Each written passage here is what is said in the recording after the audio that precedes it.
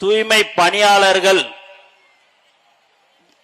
நீங்க உங்களை இங்க பார்த்த வழியில எல்லாரையும் நான் பார்த்து கை கொடுத்துட்டே தான் வந்தேன். ஏன்னா உலகத்திலேயே உங்களை மாதிரி சேவை செய்வதற்கு வேற யாருமே இல்லை.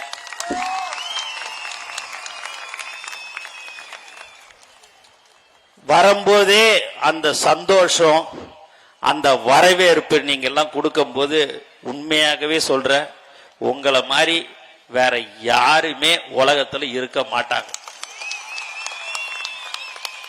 இந்த மாநாட்டில் கை தட்டுறதுக்கோசம் நான் பேசுறதோ அந்த இதெல்லாமே உண்மை இல்லை. 25 வருடத்துக்கு முன்பாக நான் சட்டமன்ற உறுப்பினர் ஆவறதுக்கு முன்னாடியே ஸ்வச் பாரத் என்ற ஒரு திட்டத்தை 25 வருடத்துக்கு முன்பாக பாண்டிச்சேரியில நான் 15 பேரை வச்சு விசில்ல அடிச்சு நான் குப்பையை அள்ளி நான் தமிழக முதலமைச்சர் அவர்களுடைய முகத்தை காட்டி நான் சட்டமன்ற உறுப்பினராக ஆனேன். அப்பயே 2006 நான் சட்டமன்ற உறுப்பினராக ஆனேன். அதுக்கு முன்னாடி நான் ஒரு சுமார் ஒரு 14 வருஷத்துக்கிட்ட அந்த பணியை நான் செய்தேன். அது ஒரு புனிதமான ஒரு பணி. கொரோனா காலத்துல அண்ணன் சொன்னாங்க, எல்லாரும்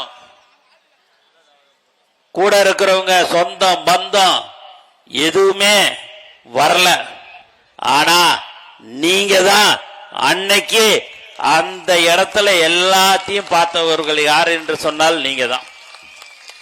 அதுல மாற்று கருத்தே கிடையாது. ஆனா உங்களுக்கு இன்னமும் சம்பளம் என்னன்னு பாத்தீங்கன்னா வெறும் 6000 ரூபாய் தான். அது ஏன் கடந்த காலத்துல யாருக்குமே மனசு வரலன்றது தெரியல. ஆனால்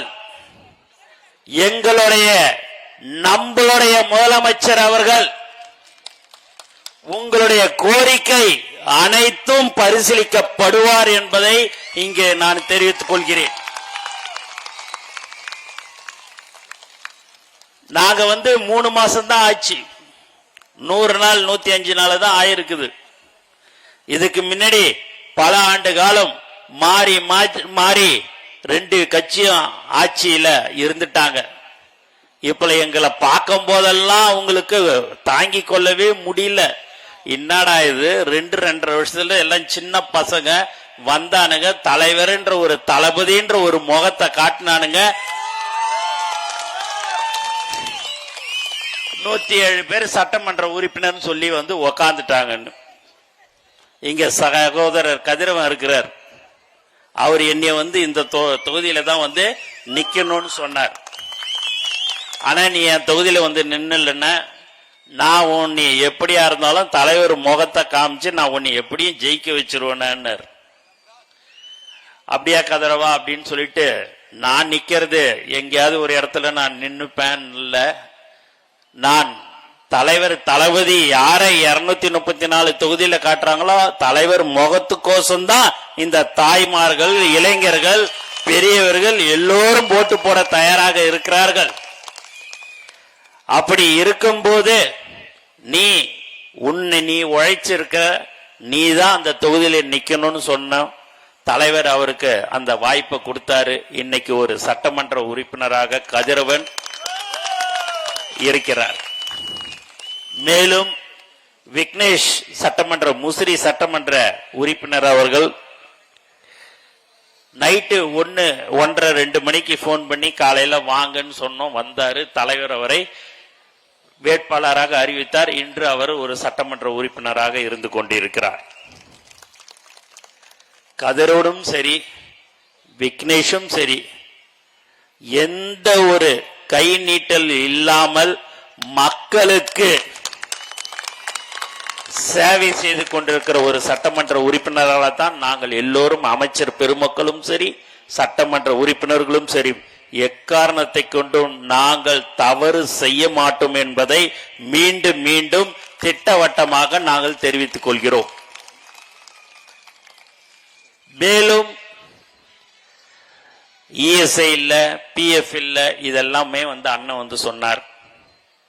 ஆனா எங்க அண்ணன் நான் அடிக்கடிக்கு 2-3 தடவை அவருடைய அலுவலகத்துக்கு போயிருக்கிறேன். காலையிலயும் அங்கதான் இருப்பாரு, நைட்டு 1 மணி ஆனாலும் அங்கதான் இருப்பாங்க. எல்லாருமே அங்கேயே தான் இருப்பாங்க. லெலின் அண்ணன் பார்த்தீங்கன்னா அங்கேயே படுத்துப்பாரு, அங்கேயே இருப்பாரு. அப்புறம் அண்ணன் இவரு பெரியசாமி அண்ணன் பார்த்தீங்கன்னா அங்கேயே தான் இருப்பாரு. இதெல்லாம் பார்க்கும்போது எனக்கு ரொம்ப ரொம்ப சந்தோஷமா இருக்கும். ஏனென்று சொன்னால் மக்கள் மீது, ஏழை மக்கள் மீது எந்த அளவுக்கு இந்த கம்யூனிஸ்ட் கட்சி எப்போதும் பரிவு காட்டும் ஒரு கட்சி அது கம்யூனிஸ்ட் கட்சி. அந்த கட்சி பல ஆண்டுகளாக இருந்து கொண்டு தொழிலாளர்களுக்காக போராடக்கூடிய ஒரு கட்சி. எங்களுடைய புதுச்சேரியில் தியாகி சுப்பையா பெரிய தலைவர். அது மட்டும் இல்லாம அண்ணன் நல்ல கண்ணு அவர்கள் வீட்டுக்கெல்லாம் நான் போய் நான் அவரை பார்த்திருக்கிறேன். தலைவர் தளபதி போய் பார்க்க சொல்லிக்கிறார், தலைவரும் பார்த்திருக்கிறார். அப்பேற்பட்ட ஒரு எளிமையான ஒரு தலைவர்கள்லாம் இந்த கம்யூனிஸ்ட் கட்சியில இருந்திருக்கிறாங்க.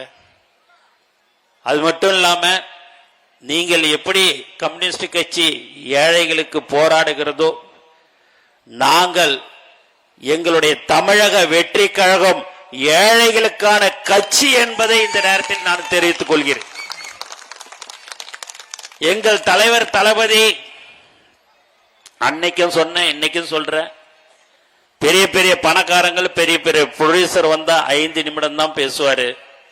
ஒரு சாதாரண சித்தாளுகிட்ட 2 மணி நேரம் உக்காந்து அவர் கையாலேயே அந்த மோரோ இல்ல காஃபியோ எடுத்து கையில கொடுக்கிறவர் தான் எங்கள் தலைவர், நம்மளுடைய தமிழ்நாடு முதலமைச்சர் என்பதை தெளிவாக தெரிவித்துக் கொள்கிறேன். அண்ணன் சொன்னாரு, இந்த ஆட்சிக்கு நாங்கள் ஆதரவு கொடுத்திருக்கிறோம், ஆனால் நாங்கள் கொடுக்கும் கோரிக்கைகளை நிறைவேற்றவில்லை என்று சொன்னால் எங்களுடைய போராட்டம் நடைபெறும் என்று சொன்னார்.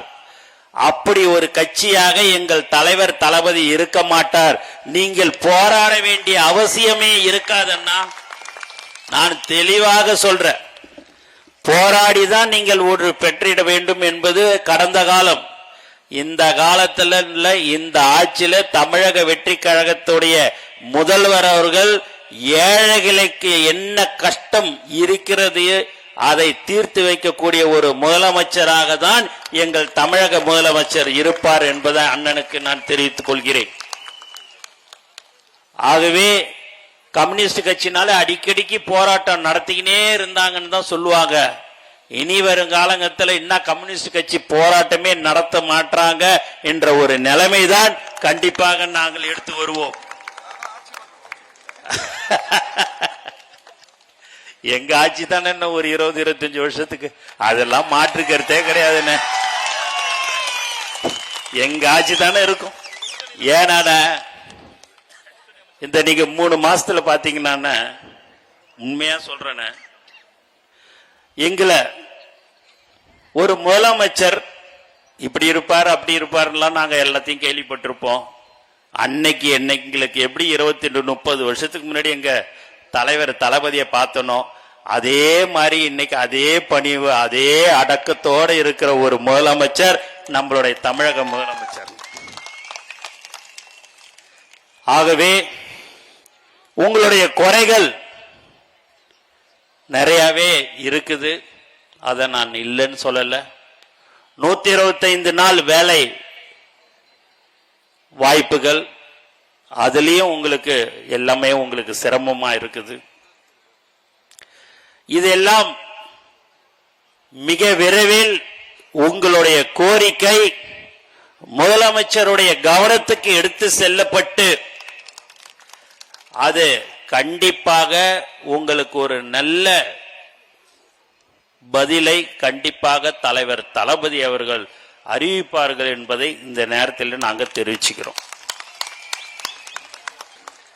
சகோதரி சொன்னாங்க அமைச்சர் அவர்கள் அறிவிப்பாருன்னு, எனக்கு பக்குன்னு ஆச்சு. என்னடா இது, நம்மள வம்பல மாட்டி விடுறாங்க சகோதரி அப்படின்னா.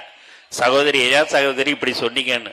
ஏன் என்று சொன்னால், நான் இங்கே ஒரு சட்டமன்ற உறுப்பினராக நான் இங்கே இருக்கிறேன். விக்னேஷ் இருக்கிறாரு, கதிரவன் இருக்கிறாரு. எல்லாரும் யாருக்கோசம் ஓட்டு போட்டாங்கன்னா எங்களுடைய தலைவர் தளபதின்ற ஒரே ஒரு முகத்துக்கோசம் தான் 234 தொகுதியிலையும் ஓட்டு போட்டாங்க. அதனால உங்களுக்கு எல்லாருக்குமே கண்டிப்பாக மிக விரைவில் நல்லது நடக்கும் என்பதை திட்டவட்டமாக நான் தெரிவித்துக் கொள்கிறேன். மேலும் தூய்மை பணியாளர்களுக்கு விழுப்புரத்துக்கு நான் போயிருந்தேன். அப்போ எல்லாம் தூய்மை பணியாளர்கள் எல்லாருமே இருந்தாங்க. அவங்ககிட்ட நான் கேட்கும்போது 6000 ரூபா தான் கொடுக்குறாங்க. காலையில் 6-7 மணிக்கு 6 மணிக்கு வரோம், சாயங்காலம் 4-5 மணிக்கு தான் நாங்கள் போகிறோன்னு சொன்னாங்க. அதை அவங்க சொல்லும் போதே எனக்கு ரொம்ப கஷ்டமாக இருந்தது. இங்கே நீங்கள் பார்த்தீங்கன்னா 70-75 வயசு பாட்டிலாம் கூட எப்பா எங்களை விட்டுறாதப்பா அப்படின்னு சொல்லிட்டு கையை பிடிச்சிக்கின்னு கேட்டாங்க. அந்த பாட்டி கிட்டெல்லாம் சொல்ற, உங்களை ஒரு காலமும் உங்கள் பிள்ளை, உங்கள் முதல்வர், உங்கள் அண்ணன், உங்கள் தம்பி உங்களை கைவிட மாட்டார் என்பதை தெளிவா தெரிவிச்சுக்கிறோம். லஞ்சம் வாங்காம ஊழல் பண்ணாம இருந்தாலே போதும், நீங்க எல்லாருமே செழிப்பா இருப்பீங்க. அந்த லஞ்சமோ ஊழலோ நாங்கள் ஒரு காலமும் நாங்கள் பண்ண போவது இல்லை. ஆகவே நீங்கள் எல்லோரும் என்ன நினைக்கிறீர்களோ அதை செய்யக்கூடிய தலைவர் தளபதி கண்டிப்பாக உங்களுக்கு செய்வார் என்பதை நாங்கள் தெரிவிச்சுக்கிறோம். கொரோனா காலத்தில் நீங்க பார்த்தீங்கன்னா 2017 ஒரு ஆர்டர் போட்டாங்க அப்படின்னுட்டுலாம் அண்ணன் சொன்னாரு. அதெல்லாம் அந்த காலத்தில் ஆர்டர் போடுறதோடு சரி, அந்த காலத்து அந்த போன கால ஆட்சி எல்லாம்.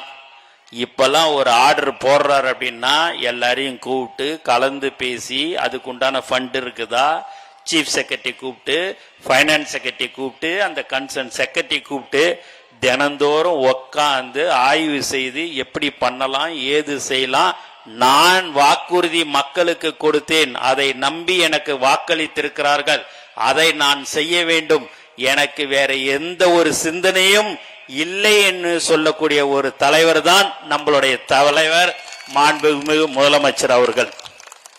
அதனால ஏன்னா இங்க வந்துட்டு நான் பாட்டு உங்ககிட்ட அதை செய்யறேன் இதை செய்யறேன் அப்படின்னு எல்லாத்தையும் கை தட்டிட்டு கைத்தட்டல வாங்கின்னு போற அரசாங்கம் தமிழக வெற்றி கழகத்துடைய அரசாங்கம் இல்லை. எதை சொல்கிறாரோ அதை செய்யக்கூடியவர் தான் தலைவர் தளபதி என்பதை தெளிவாக தெரிவிச்சுக்கிறேன். அதனால டிரைவர் இத சொன்னாங்க. எல்லா தொழிலாளர்களும் சுமார் ஒரு 2.5 லட்சம் பேர் நீங்க இருந்து கொண்டிருக்கிறீர்கள். லெனின் அண்ணன்லாம் என்னை ஒரு 20 நாளா மறந்துடாதீங்க, 21ஆம் தேதி மறந்துடாதீங்க. அண்ணன் வீரபாண்டி அண்ணன் வேற உங்ககிட்ட சொல்ல சொன்னாரு, மறந்துடாதீங்க, அதுல கலந்துக்குங்க, விட்டுடாதீங்கன்னாரு. இன்னைக்கு காலையிலயும் போன் அடிச்சுனே ஒரு 5-6 தடவை இருந்தார். ஏன் என்று சொன்னால் அதுதான் கம்யூனிஸ்ட் கட்சி. மக்களுக்கு, ஏழை மக்களுக்கு துணையாக நிற்கும் கட்சி எது என்று சொன்னால் அது கம்யூனிஸ்ட் கட்சி. ஆனால் ஏழைகளுக்கு துணையும் நிற்கும், செய்து தர்ற ஒரு கட்சியாக நம்மளுடைய தலைவர் தளபதி இருப்பார் என்பதையும் நான் உங்களுக்கு தெரிவிச்சுக்கிறேன். ஆகவே நீங்கள் எதை பற்றியும் கவலைப்பட வேண்டாம். உங்கள் முதலமைச்சர் உங்களுக்காக, மக்களுக்காக, மக்களுக்கு சேவை செய்ய வேண்டும் ஒரு நல்ல எண்ணத்தில் தான் உச்சத்தில் இருக்கும் போதே எனக்கு இந்த உச்சத்தை கொடுத்தது தமிழக மக்கள். அந்த மக்களுக்கு நான் உச்சத்தில் இருக்கும் போதே சேவை செய்ய வேண்டும் என்று சொல்லக்கூடிய ஒரு தலைவர் அதை விட்டுவிட்டு உங்களுக்கு இங்கு சேவை செய்ய வந்திருக்கிறார். ரிட்டையர்மெண்ட் ஆயிட்டெல்லாம் அவர் வரல.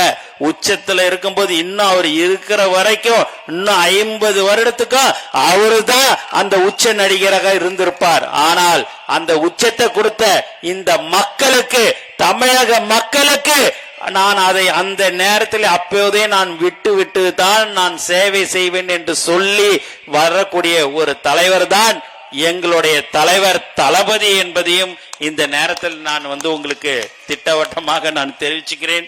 ஆகவே அண்ணன் வீரபாண்டியன் அண்ணன் அவர்கள் சொல்லது போதும், உங்களுடைய தொழிற்சங்க தலைவர் அண்ணன் சொன்னது போல நீங்கள் கவலைப்பட வேண்டாம்.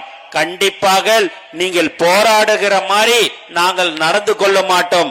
உங்களுடைய கோரிக்கைகள் அனைத்தும் பரிசீலிக்கப்பட்டு ஒவ்வொன்றாக உங்களுக்கு செய்து தரப்படும் என்பதை உங்களுக்கு இந்த நேரத்தில் நான் தெரிவித்துக் கொண்டு எனக்கு வாய்ப்பு கொடுத்த அனைத்து நல்ல உள்ளங்களுக்கும் நன்றி கூறி விடைபெறுகிறேன். நன்றி, வணக்கம்.